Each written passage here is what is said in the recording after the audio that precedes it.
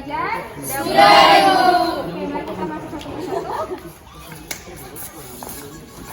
Selamat pagi anak-anak.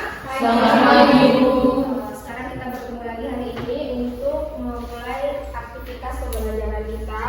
Namun sebelum kita memulai aktivitas kegiatan pembelajaran ini, mari kita mengawalinya dengan doa. Ibu minta Naomi ya untuk berdoa.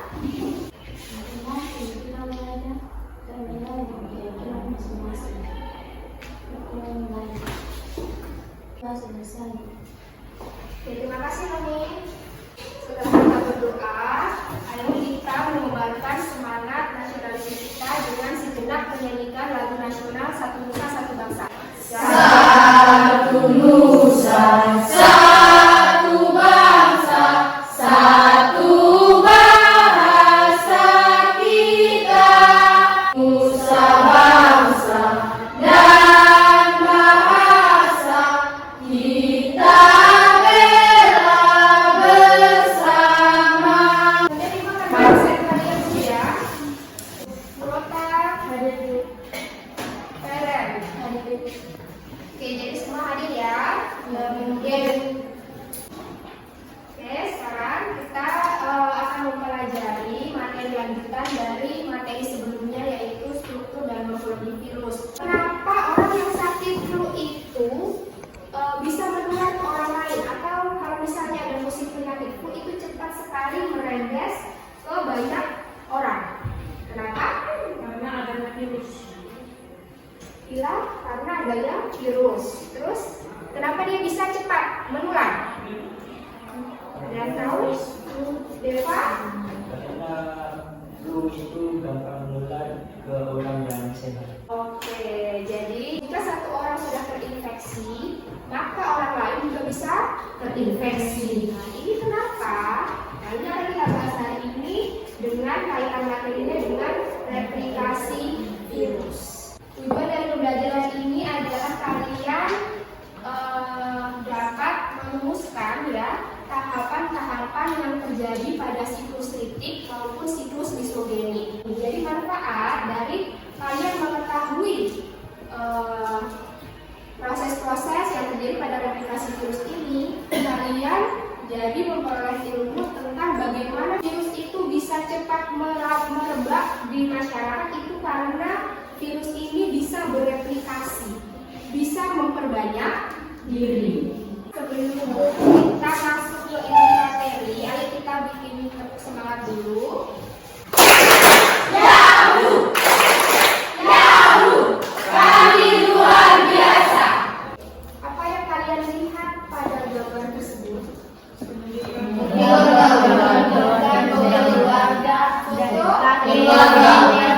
Jadi kalau misalnya di sini ada gambar keluarga, berarti ini menggambarkan manusia dengan keturunan. Lalu ada pertanyaan, bagaimana cara manusia memperoleh keturunan? Ada yang tahu? Coba angkat tangan. Ain. Nah, sekarang coba kalian perhatikan gambar ini. Apa yang kalian lihat? Gambar virus yang sangat Banyak. Apakah caranya sama dengan manusia tadi? Hanya untuk virus, cara perkembangbiakannya disebut replikasi. Kenapa disebut replikasi? Karena ya kita lihat dulu pengertiannya ya. Ya, kita lihat dulu reproduksi. Nah, reproduksi adalah proses memproduksi atau menghasilkan keturunan. Sedangkan replikasi adalah proses membuat replika tubuh. Kalau reproduksi, syaratnya harus memiliki organel sel yang lengkap. Kemudian dapat dilakukan secara mandiri tanpa bantuan organisme lain. Sedangkan replikasi, dia tidak memiliki organel sel yang lengkap dan perlu bantuan organisme lain untuk menghasilkan protein sebagai bahan penyusun virion. Sekarang kita masuk ke bagian diskusi. Jadi ibu akan membagi kalian menjadi 4 kelompok seperti yang sudah ibu bagi kemarin. Sekarang kalian silahkan memisahkan diri untuk membagi menjadi 4 kelompok. Ayo, 1, 2, 3. Sekarang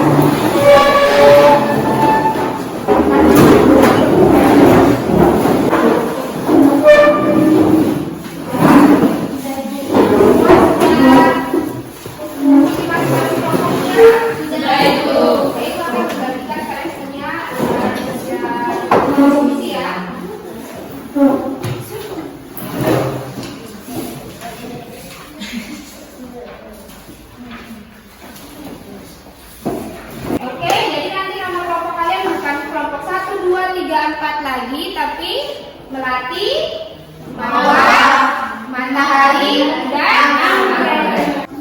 Sekarang perhatikan, ibu akan memutar video, lalu kalian diminta mengamati. Ini adalah video siklus litik. Perhatikan baik-baik, lalu kalian amati tahapan-tahapan yang terjadi dalam siklus litik ini.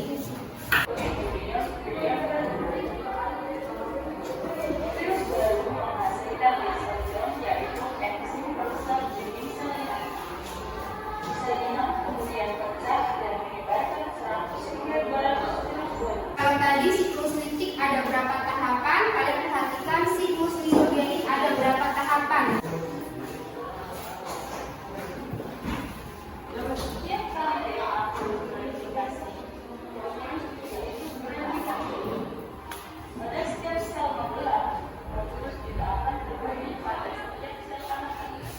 Jadi dari hasil pengamatan video ini, kalian diminta mengerjakan LKPD yang sudah ibu bagi. Ada beberapa pertanyaan di situ, kalian diminta berdiskusi untuk bisa menjawab dan menelaah pertanyaan-pertanyaan yang sudah ibu berikan sesuai dengan hasil analisis kalian. Lalu kemudian nanti kalian presentasikan masing-masing per kelompok untuk bisa ditanggapi oleh teman-teman yang lain.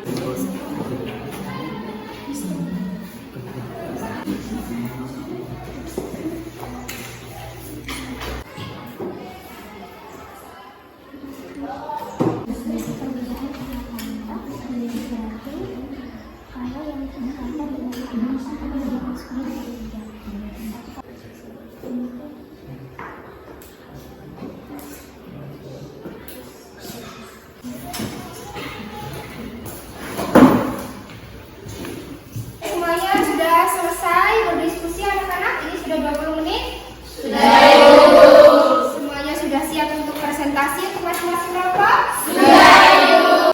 Terima kasih atas kesempatan yang telah diberikan Ibu Guru dan teman-teman kepada kelompok kami, kelompok mawar. Saya akan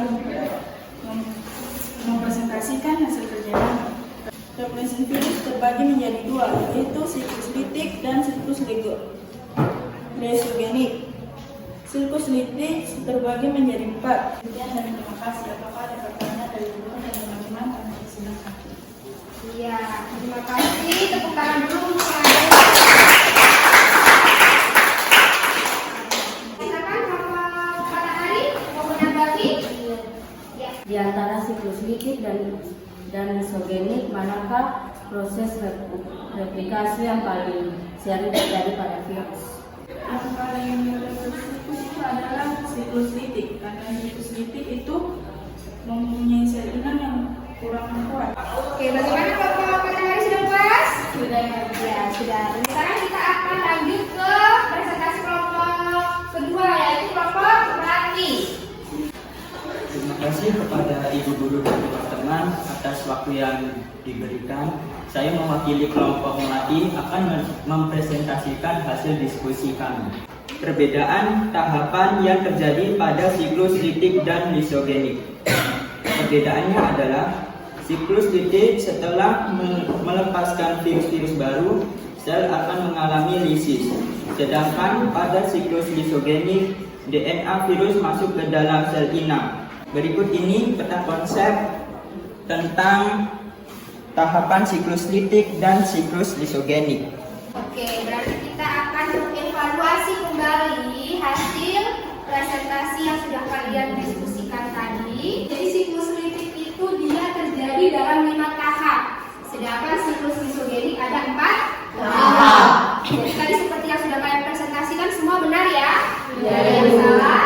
Bagus sekali. Lalu kita lanjut ke yang kedua, prosesnya singkat pada siklus litik. Sedangkan siklus lisogenik prosesnya lama.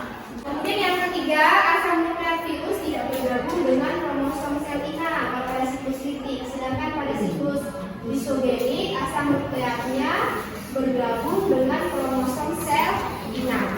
Ini tadi terjadi pada fase namanya fase integrasi. Pada replikasi virus ya, virus bisa menyebabkan penyakit karena dia menyerang sel kita ya. Dia bisa misalnya penyakit flu ini menyebabkan penyakit flu pada manusia. Kenapa kita bisa sakit? Karena sel kita ini diserang oleh si virus tersebut. Seperti yang tadi sudah dijelaskan, pada siklus litik terjadi pemecahan sel, ya.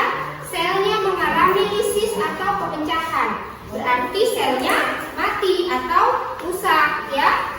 Karena sel kita tadi mati atau rusak tersebutlah yang menyebabkan kita punya badan tidak enak, sakit, ya.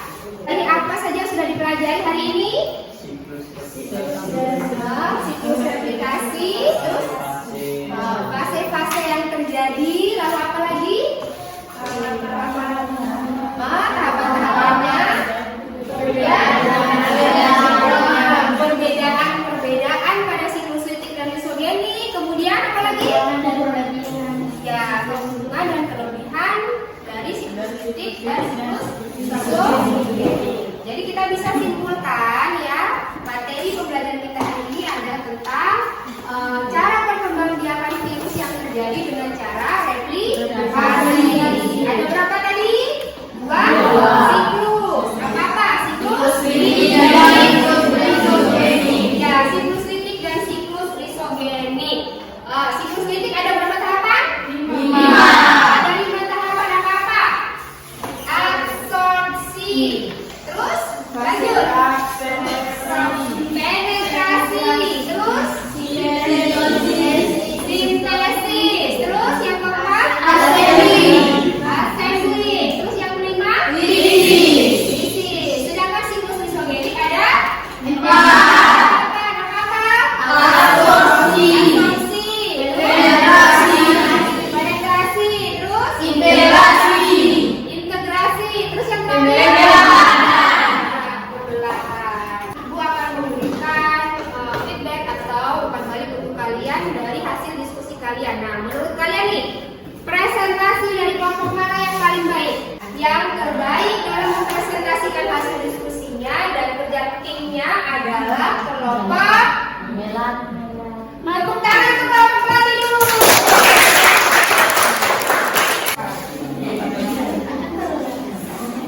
Belajar ya. Sekarang sebelum Ibu menutup pembelajaran ini, Ibu mau mengingatkan untuk kalian nanti jangan lupa cek kelas virtual di Google Classroom untuk mengecek tugas, ya. Jadi akan kasih tugas setelah pertemuan ini, ya. Jangan lupa nanti dicek, kemudian dikerjakan, dan Ibu juga akan memberikan materi untuk pertemuan selanjutnya. Oke, baik, kita tutup pembelajaran kali ini dengan doa.